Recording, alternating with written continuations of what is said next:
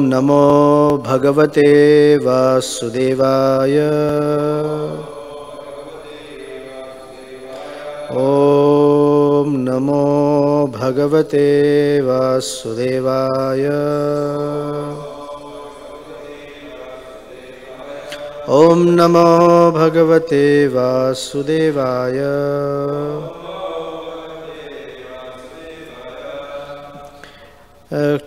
Canto 10, Chapter 3, texts 41 to 43. What's on the board is 43. Tritiyesmin bhaveham vai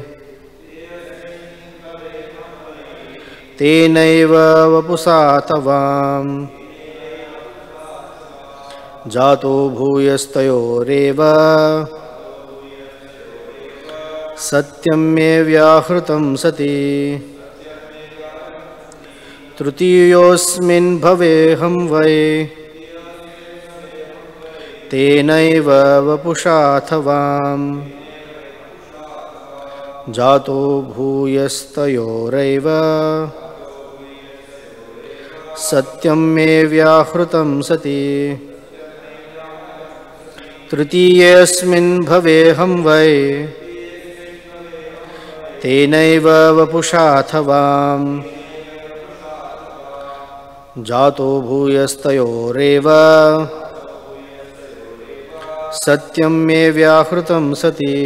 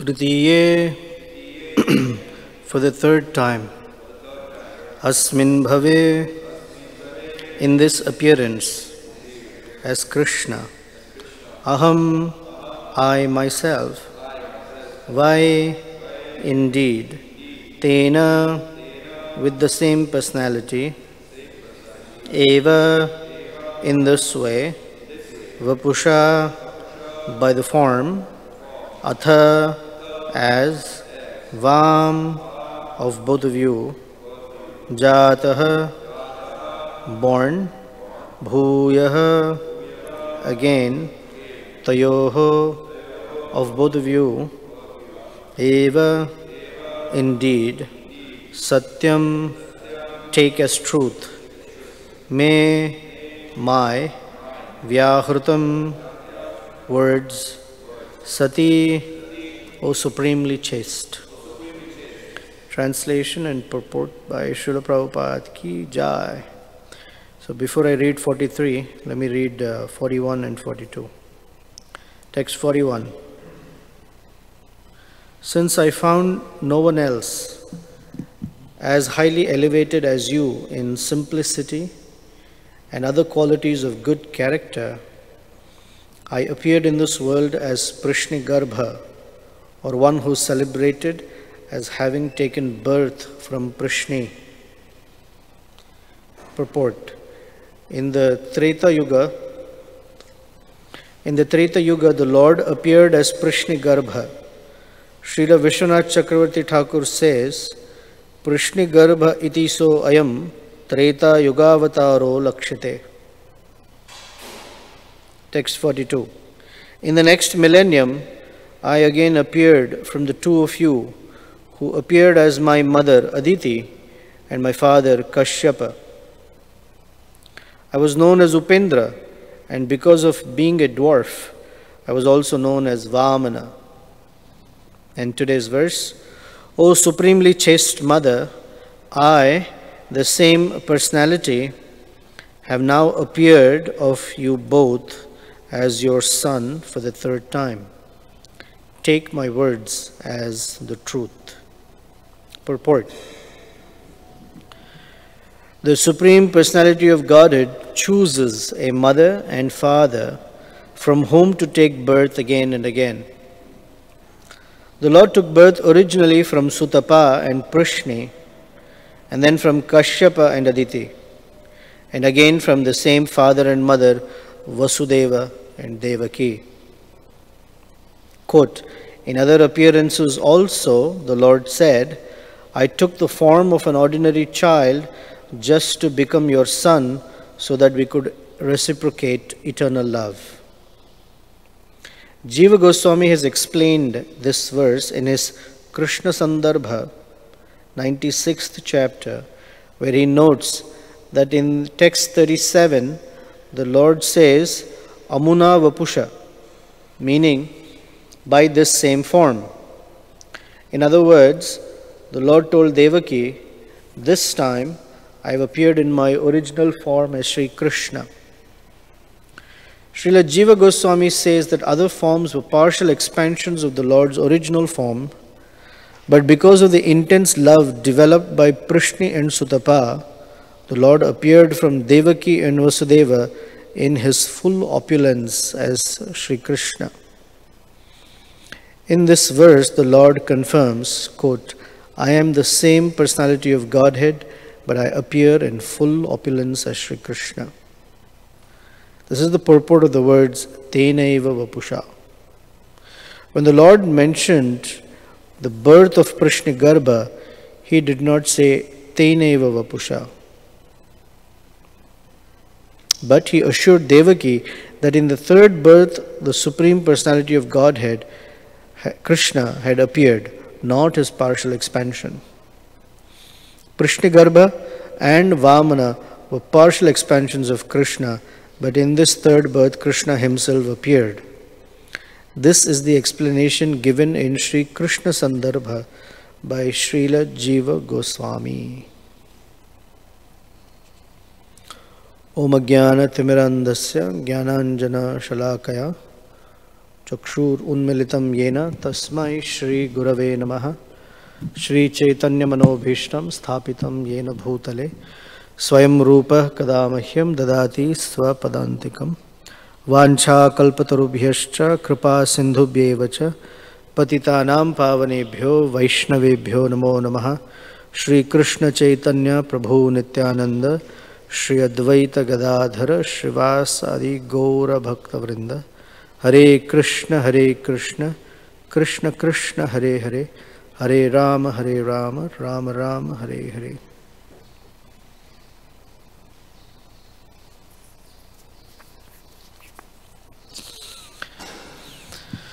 I don't have any stories for you for this set of verses because this is, I guess, pure Siddhanta or philosophy. So, if it helps, hold your eyelids like this during class because otherwise you might fall asleep.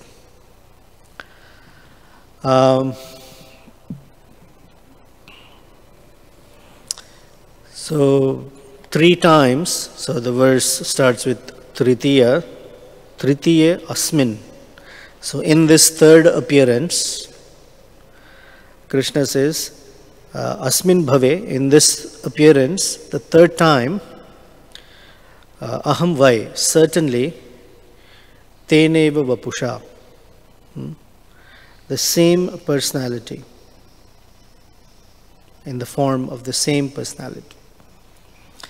When he says in this third, which means there are two more previously, and the first one was Prishni Garbha, as the son of Sutapa and Prishni, then as Vamana, as the son of Kashyapa and Aditi, and the third now as Krishna or Vasudeva, the son of Devaki and Vasudev and Devaki. And Krishna is explaining, or at least Jiva Goswami is explaining, that in the previous two appearances, they were partial expansions. And in this one, he has appeared as himself. Tenaiva Vapusha. The question is, why partial expansions previously? Are they not as powerful as Krishna, etc.? So Chaitanya Charitamrita has a reference. Later I can give you the exact verse and all that. But now for discussion, that the moon, a full moon, appears once a month, right? And it is fully bright and very beautiful to look at. And during the rest of the month, it is the same moon, just shows partial features. Similarly, in all appearances, it is Krishna, yet according to the level of devotion of the particular set of devotees, Krishna appears like the different phases of the moon. Same moon just appears as different phases. So Prishni Garbha, Vamana, etc., they are partial expansions, which means that all the 64 qualities of Krishna are not exhibited in fullest. Same person, not exhibited in the fullest. So we have thankfully the Brahma Samhita prayers that says Deeparchirevahi Dashantam Abhyupetya. Abhyupetya means has approached or reached. Deeparchirevahi Dasha Antaram. Dasha means condition. So Deepayate Vivrita Hetu Samana Dharma. Although appearing as many, if you take one lamp and light many lamps, there are many lamps that Samana Dharma, they have very similar potency. Yes, Tadrig means such, of such or such as. He, so Bhaktisiddhanta Saraswati Thakur explains that although you light many lamps with one lamp and all lamps seem to have the same potency, there is one original lamp that empowered all other lamps. And so our Gaudiya Vaishnav philosophy or Siddhanta is based on the simultaneous oneness and difference. Sometimes the oneness is emphasized, sometimes the difference is emphasized, but at all times the simultaneous oneness and difference exist. So the Vamana, Prishnigarbha, Varaha, etc., they are all expansions and forms of the Lord, no different than the Lord himself, yet Krishna is distinct as the fountainhead or source of all incarnations. Now this understanding is the very crux of Srimad Bhagavatam. If this is not clear, then many times it doesn't fit for us very clearly exactly how Krishna appears in different forms, who's who, etc. Ete cham shakala pumsha Krishnastu Bhagavan Swayam. This is the verse, it's called Paribhasha Sutra. This is the verse from the first canto, third chapter, on which the entire Bhagavatam is standing. Someone might say, that's only one verse. Sometimes that's an argument. That's only one verse. It may be one verse indicated very specifically, but the whole Bhagavatam is a description of that one verse, or the symptoms of that one verse. Etecha amsha kalapumsaha. That all these incarnations that are being spoken about in that chapter are only expansions and partial expansions of Krishnastu Bhagavan Swayam, the fountainhead of all incarnations, Lord Shri Krishna. And so he appears according to the love and affection of the devotees. So when Prishni and Sutapa, do you know why he appeared 3 times as their son? So it's described that they were performing here 12,000 celestial years of penance to have a child like the Supreme Lord. So when the Lord appeared to them saying, "You have pleased me very much by your penance, what would you like?" In that excitement, they said, "We want a son like you 3 times. Have you ever had that experience that you're in the presence of someone, wow, that you repeat yourself multiple times like almost it doesn't make sense? Have you had that experience? Yes. We say the same thing multiple times as if they've not heard us once. We're just too eager, too excited, so we repeat ourselves. It does happen. So they were so overjoyed that the Lord Narayana had appeared in front of him and said, "What do you want?" "We want a son like you, a son like you." Because they said it 3 times, he fulfilled that wish 3 times. First as Prishni Garbha in Treta Yuga. Then as Vamana with Aditi and Kashyapa. And now here.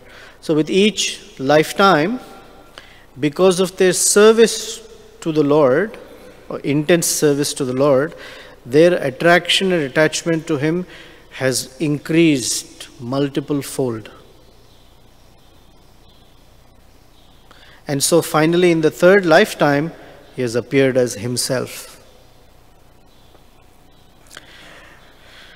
A little parallel, not exactly the same. One way to understand is Bharat Maharaj's life. He reached a very, very high stage of devotional service, and due to the lack of proper association for himself, he became a deer. And when he became a deer, he understood, although not similar as these, but you get the idea, that when he became a deer, he understood, I missed a great opportunity. And now whatever happens, I will not let this opportunity go by. So even as a deer, he didn't behave like an animal. Although he had the body of a deer, he had the consciousness of a Bhagavata. So he would only hang out where the devotees were. And his intensity of attraction to Krishna became revived now very, very strongly. And in the next life as Jada Bharat, he didn't behave like an ordinary human being. He didn't behave like anything. He just did not care for any social conventions, did not care for taking a bath, just because those were not his concern. The reason an ordinary human being has to take bath every time you go to the bathroom, or at least once in a day, ideally more than once in a day, but at least once in a day, and perform Achaman and Sandhya Vandanam and all the rituals and the deity worship, the chanting of mantras, is because one has to elevate oneself to a higher level of cleanliness and consciousness. It's called Atma Samshuddhi. One has to purify one's existence.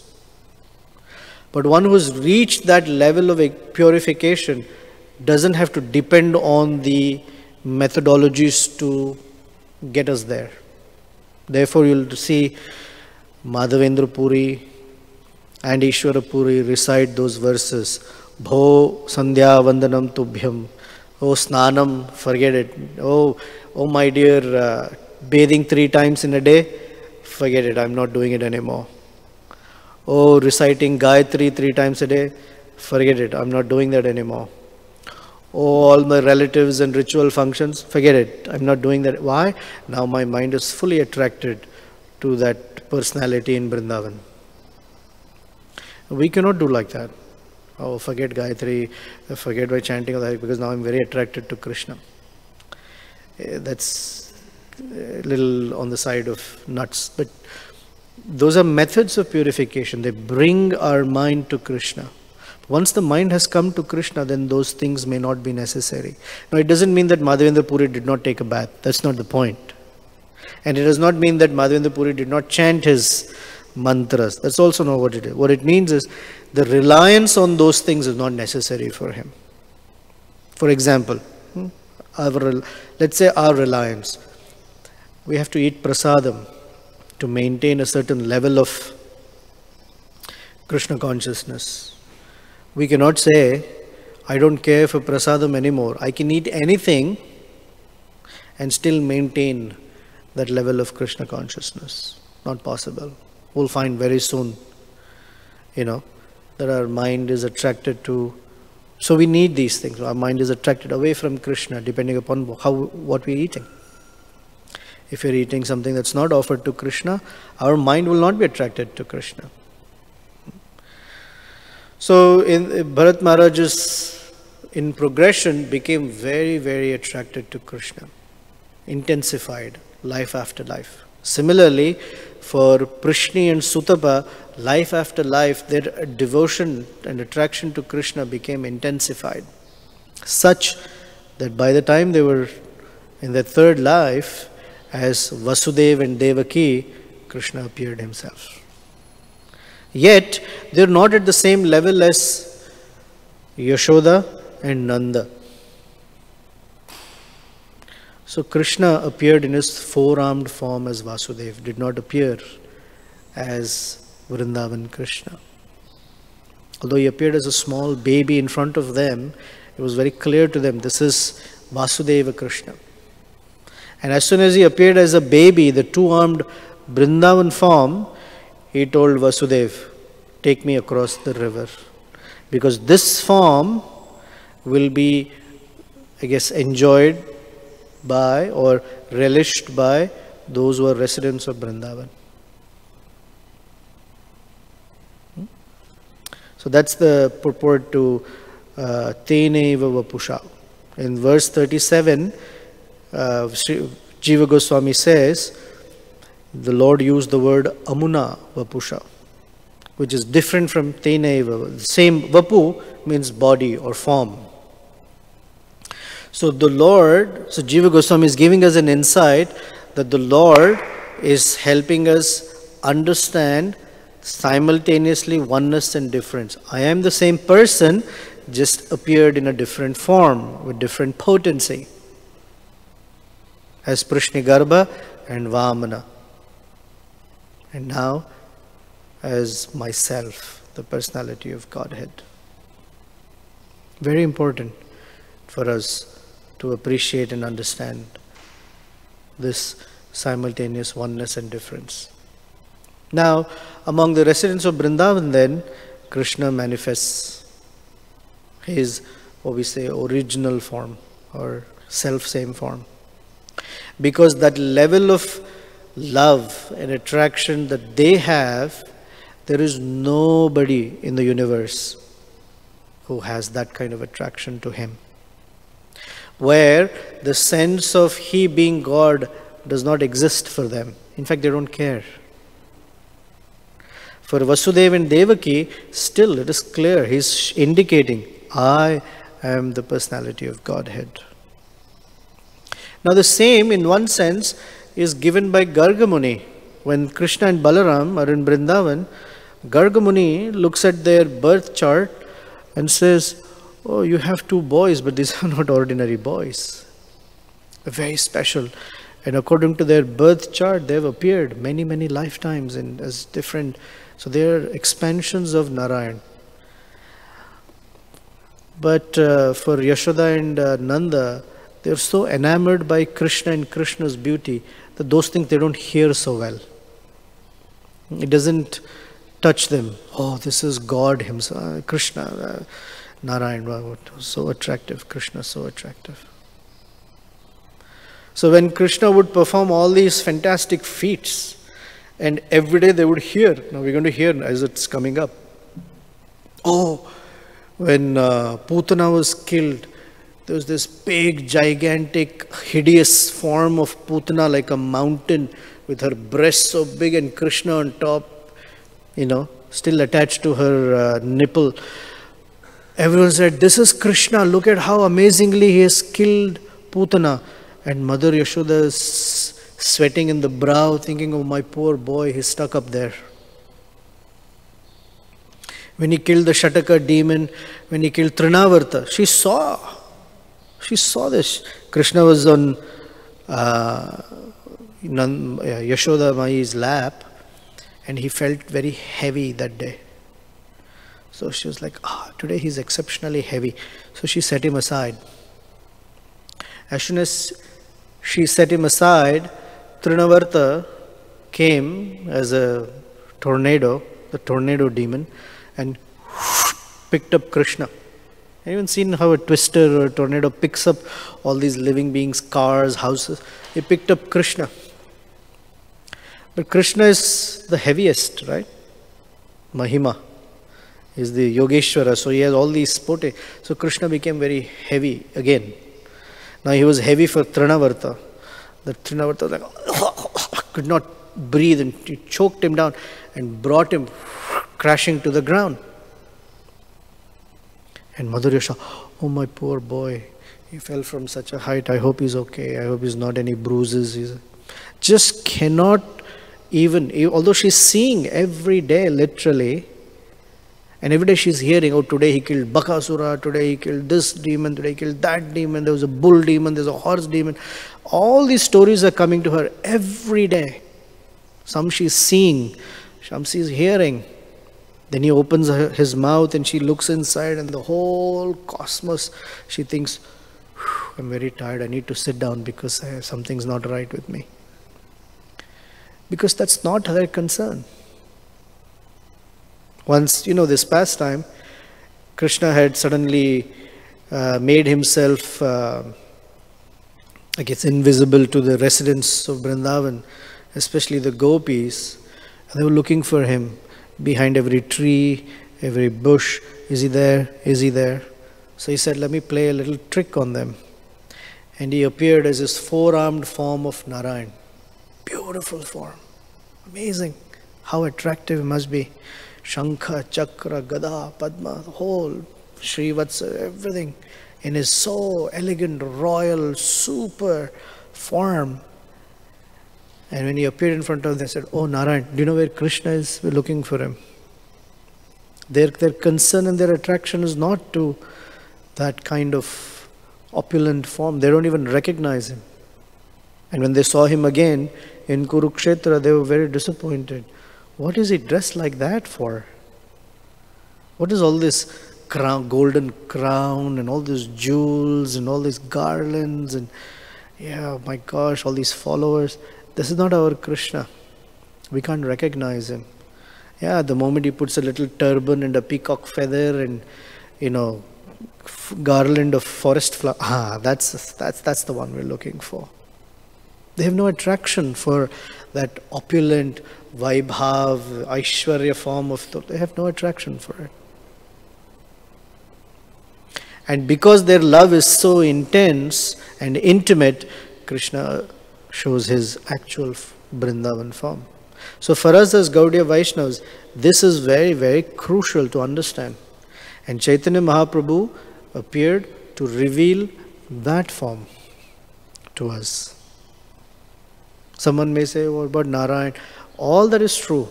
And that is fantastic too. It's not like if Lord Narayana appeared in front of us today, we'd be like, no, not you. We're looking for the flute playing Krishna. We don't have. We'd be like, wow. Even a glimpse of Lord Narayana's appearance would be amazing for us as our love develops. I mean, we can't even say love perhaps at this point. I can't say love. I can't even say attraction. However, the presence of the Lord is very, very amazing, and their relationship is very unique. And that's what Krishna is indicating by appearing and showing why he appears in these different forms. Any questions, comments, thoughts? Acharya Nishta? And then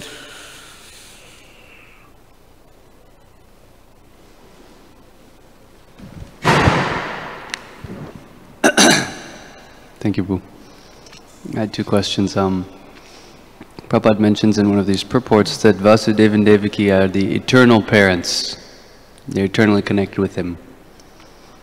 So why only 3 births? In other words, if all of the incarnations of Supreme Lord appear in this world, is it why 3, only 3 are mentioned? And you said it starts with Treta Yuga, but what about Satya Yuga and what about previous incarnations? I've also thought about it. My understanding is that the Bhagavatam, especially what we have,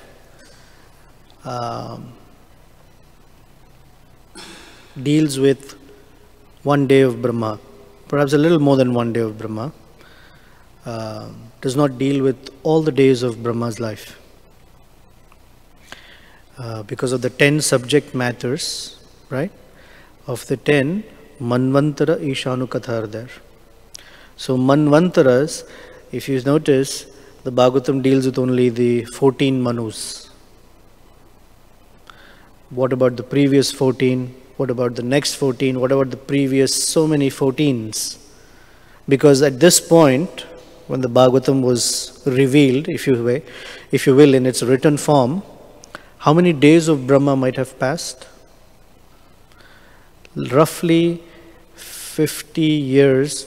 Brahma is about 55 years, let's say. So let's say 50, just for calculations. 50 times 360 days of Brahma have already passed. So there were as 50 times 360 times 14 Manus have come and gone. And within each of these Manus times, the Lord appears many times. So the Bhagavatam is not giving us a description of all those appearances. And there are another 50 years left, and Krishna will appear in different forms. So this is speaking about in this day of Brahma. So in this day of Brahma, these eternal parents appeared for participating in his Leela 3 times. As Prishni and Sutapa, as Kashyapa and Aditi, and as Devaki and Vasudeva. Although they are eternal parents and they are participating. Bahuni me vititani, janmani tavacha Arjuna. Yes, that is true. But in this day of Brahma, this is the 3rd set of appearances for them. He has appeared in many other. So when he has eternal parents, I don't think we should limit ourselves to thinking there's only one set. Krishna can accept multiple sets of eternal parents. Because Nanda and Yashoda are also considered eternal parents. There's a reference point is in the 3rd canto when Uddhava glorifies Krishna. Aho bakiyam stanakala kutam. And what does he say? Dhatrum uchitam. He gave her the topmost position of Dhatri. Dhatri means wet nurse or a mother, a foster mother, if you will. And gave that position to her. That means there is another as well. So Krishna can have many sets of parents, eternal. That's my. Among them there is Nanda and Yashoda, there is Devaki and Vasudeva. Thanks.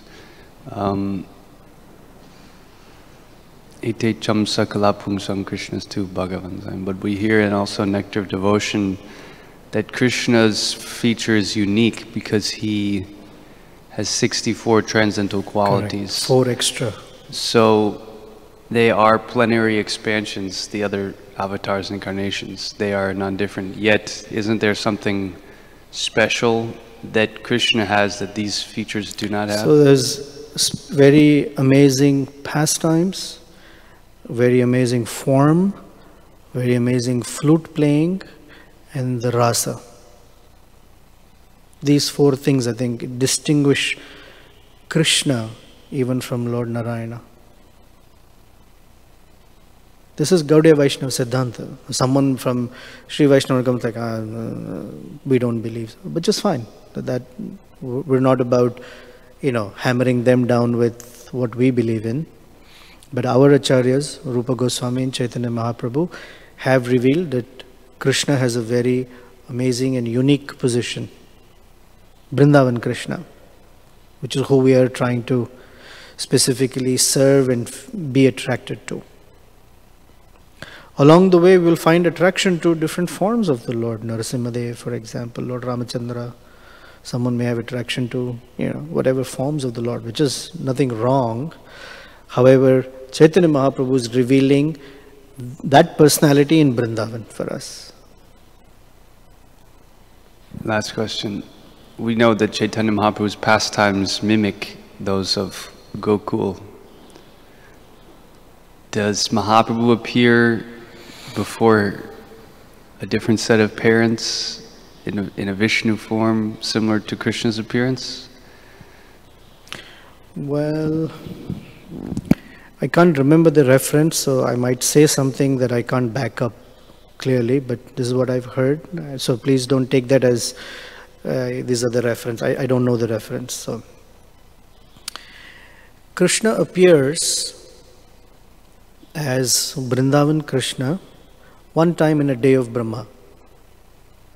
And that one time is when Treta and Dwapara, there is an anomaly. Usually it is Satya Yuga, Dwapara Yuga, Treta Yuga and Kali Yuga. Only in this 28th millennium, 28th cycle of the 7th Manu, there is a little anomaly. Treta comes first, Dwapara comes later. Only during such anomalies, the Krishna appears as himself. And Chaitanya Mahaprabhu appears as himself as well.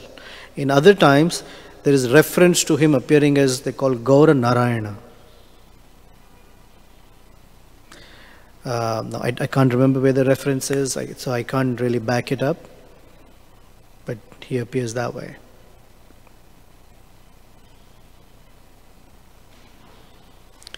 Raktak, Prabhu.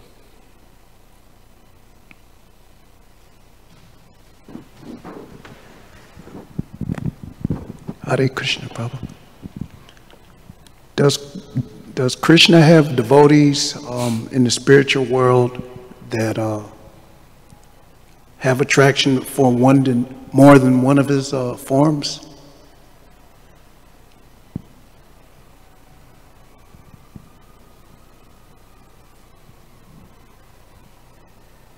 I have not heard like that they have attraction to some other form of Krishna than the one who's playing with them or playing the flute or rasa dance with them. However, in Chaitanya Mahaprabhu's pastimes, there is Murari Gupta who has attraction to, you said the spiritual world or did you say Goloka Vrindavan?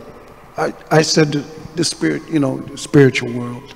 Yeah, spiritual world, there are unlimited forms and there are multiple devotees attracted to millions and trillions of forms of the Lord in the spiritual world.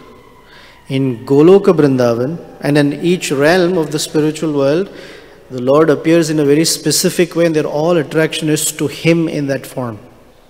So in the transcendental Ayodhya abode, they're very attracted to Lord Ramachandra. Then there is Dwaraka, Mathura and Goloka. You have a different... Thank you. Thank you. Yeah. It's like cultivating attraction for Krishna and Chaitanya Mahaprabhu. So they may have a Gauda Swarup also. Correct. They have Krishna Prem, and they may appear also. However, it's not that they're aware, I'm attracted to Krishna here in the evening, I'm going to Chaitanya Mahaprabhu or something. But they have simultaneous, both places the Jiva exists with the Lord, both in Goloka and with Chaitanya Mahaprabhu. Please don't ask me to explain it. I don't know. Inconceivable. Yeah, I don't know. Yeah, Keshava, Kishora.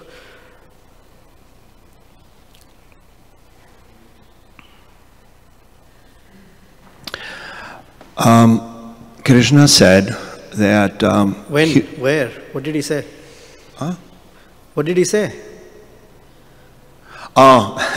that he would appear in the world every time that there's a religion. Yeah. So I assume that when the Supreme Personality of Godhead appeared as Upendra and Vamana, there was some sort of a religion. Mm-hmm. And is it recorded as extensively that? Yeah. It's there in the Bhagavatam. We just did it recently in the 7th and 8th cantos, end of 7, beginning of 8, when Bali Maharaj challenged Indra and there was a coup d'etat and Indra was kicked out of his throne or kingdom, and Bali sat on that throne and became the lord of the upper realm and the lower realm all together, and Indra had to hide somewhere because his life was at risk. Then Indra's mother Aditi prayed for the Lord to come and help, so he appeared as her 12th son. That's why his name is Upendra, the younger brother of Indra. And as Vamana then went to Bali and took all that kingdom back for Indra through a transcendental deceit or cheating. Asked him for 3 paces of land, a beautiful story. You know that story? He asked for 3 paces of land. Oh my gosh, what a fascinating pastime. Quickly, in 2 seconds, I'm going to remove all the fun part and just tell you kind of the skeleton of it. So when he went to say, I want 3 paces of land, he was performing a big sacrifice, Bali Maharaj. So Vamana went as a little dwarf Brahmin boy, and when he came there, it seemed like 10 million suns had arisen at the horizon at the same time. So effulgent. So he said, oh, who are you? So his guru, Shukracharya, told him, that's Vishnu, be careful. So he said, oh, Vamana, what have you come here for? Oh, I've come because you're performing a yajna and you're giving charity to everyone. Oh, yes, what would you like? I want 3 paces of land. Bali started laughing, you're a dwarf, you have short legs. How much land can you get and what will you do with that land? It's useless. I can give you an entire planet that you can rule over for the rest of your life, that you will never have shortage of anything. And Vamana said, a Brahmin should not be greedy. He should only take what he can digest. I only want 3 paces of land. So Bali Maharaj took water, sipped it and said, yes. As soon as he said yes, Vamana became so huge. And with 1 foot, 1 step, covered all of the lower regions. With the 2nd step, covered all of the upper regions. So the whole universe was taken away.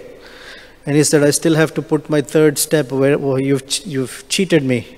There's not enough space anywhere. What do I do? So Bali said, put it on my head. I offer myself to you. Because once the king is offered, everything else that the king owns also comes to him. So that's there's many things after that as well. So all that kingdom was given back to Indra. And Vamana became the gatekeeper of Bali, still there, even today. If you go to Amsterdam, Netherlands, Vamana is there. I'm kidding. Netherworlds. No, the nether, it's called the netherworlds, subterranean region. You know, there are 7 layers below the earthly realm. Atala, Vitala, Sutala, Talatala, Rasatala, Patala. So in Sutala realm is where Bali Maharaj is living with Vamana Dev there. So sometimes we refer to it as netherworlds or Netherlands. All right, Girda, you have a question?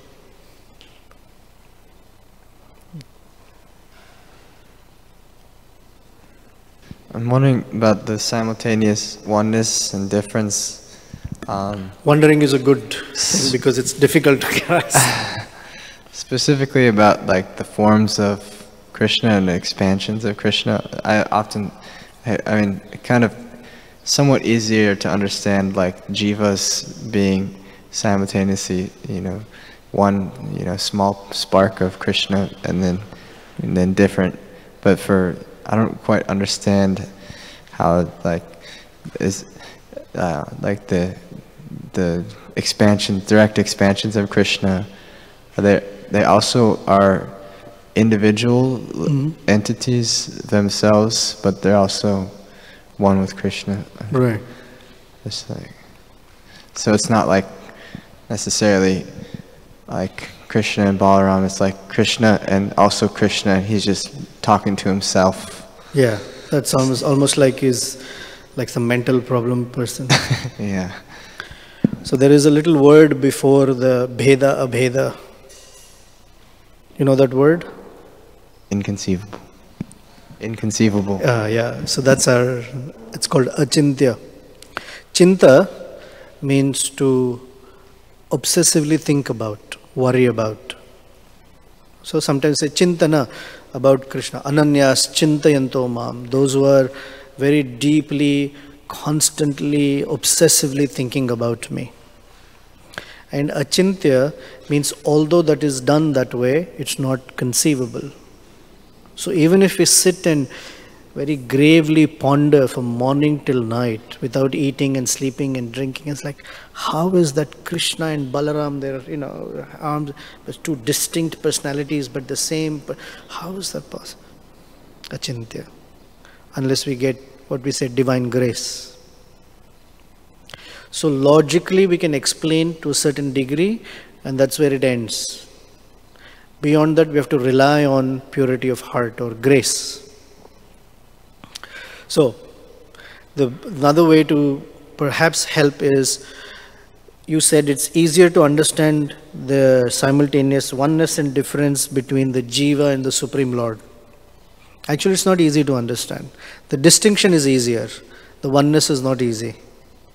And we might say, I understand oneness as Advaita, but it's very mind-boggling.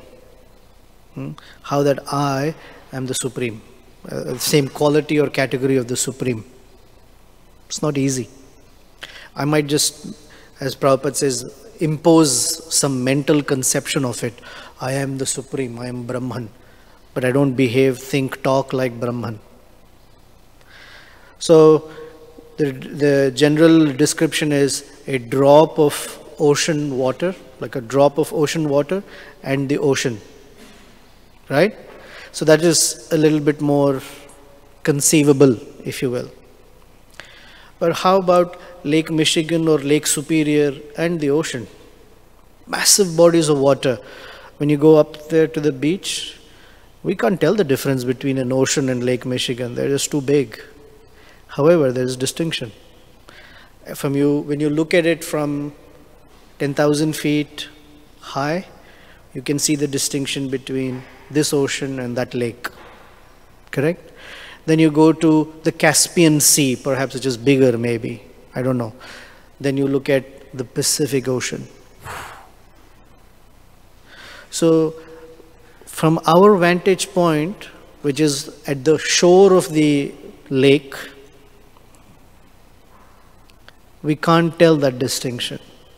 They all seem one massive bodies of water. But if our vantage point is 10,000 feet or 20,000 feet or whatever, then it's a little clearer. So our vantage right now is not where the acharyas are. So they're describing from their view. And we are taking it from where we are standing. And to help that, this verse's last line, first word, he says, Satyam me vyahritam sati.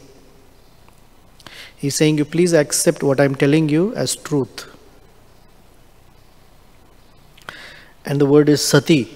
Sati means chaste. So unless one is chaste in one's relationship with Krishna, what Krishna is speaking, to accept that as truth is very difficult. It remains inconceivable.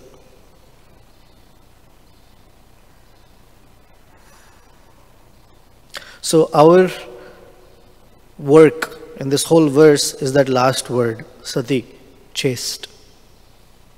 So chastity to Krishna means many things, but specifically that I'm very singularly dedicated to my relationship with him and not my relationship to other things and beings of the world. Not that I don't care for them, but I see them all in relation to my primary relationship with Krishna. Sati means a chaste wife. Or the sati, one who lives on sat. So chaste wife means there are many other men in the family who are all related to her husband. So she serves them nicely, but she is very clear, this is my husband.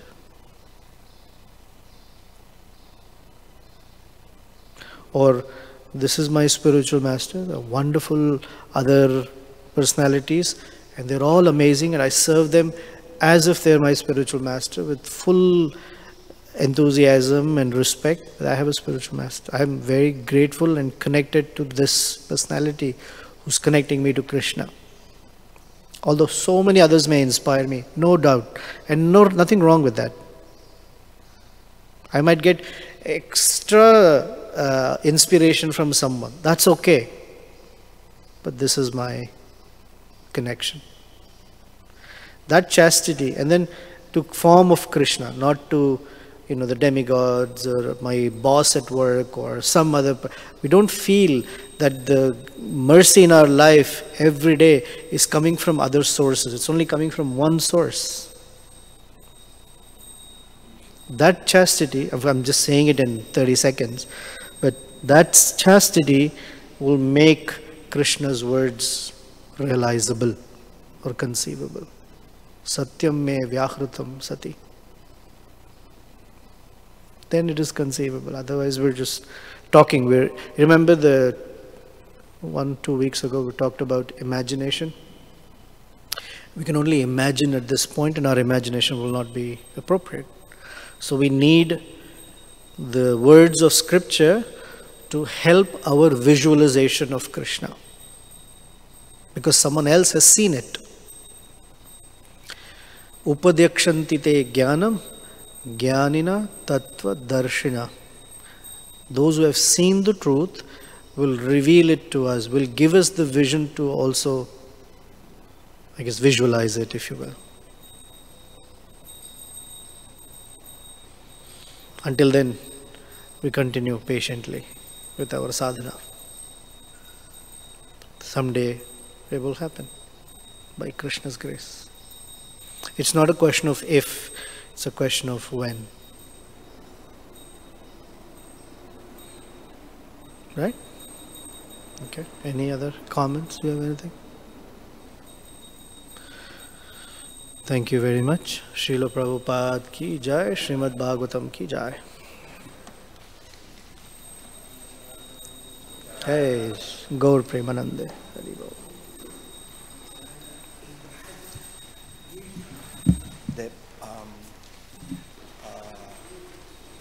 Chicago Institute had a beautiful exhibition on Aditi, a Rajasthan celebration of marriage. Why is Aditi praised in? Because Aditi is considered like the original mother who gave birth to all the demigods, the great 12 demigods.